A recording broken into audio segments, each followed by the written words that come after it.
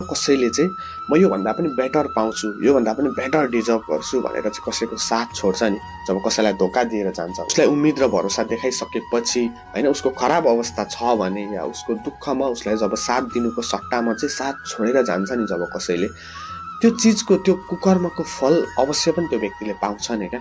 यो होइन कि कलियुग हो जे पनि गर्न पाइन्छ या के भयो त भन्ने हिसाबले होइन क्या। त्यो व्यक्ति कति धेरै तडपेको हुन्छ जब उसको उम्मेद र भरोसालाई जब कसैले तोडेर जान्छ, उसलाई धोका दिएर जान्छ, उसले सपनाहरू देखेको हुन्छ, त्यो व्यक्ति कति धेरै तडपेको हुन्छ, कति धेरै रोएको हुन्छ। र जब कसैलाई हामी रुवाउँछौँ आफ्नो खुसीको लागि भने त्यसको फल अवश्य पनि भोग्नै पर्छ क्या। त्यो पाइन्छ नै। यो होइन कि म कटेँ अब यो चिजबाट म त अब खुसी छु भन्ने होइन। केही समय खुसी मिल्छ अवश्य, गलत कार्य गर्दा, गलत बाटोमा हिँड्दा, तर लामो समयसम्म खुसी दिँदैन। आज त्यो व्यक्तिले राम्रो नै व्यक्ति पायो भने पनि सधैँभरि त्यो व्यक्तिसँग खुसी रहन सक्दैन। अवश्य त्यो व्यक्तिसँग उसले तडपिनु पर्छ नै क्या होइन। त्यो दिन भगवान्ले अवश्य देखाउनु नै हुन्छ।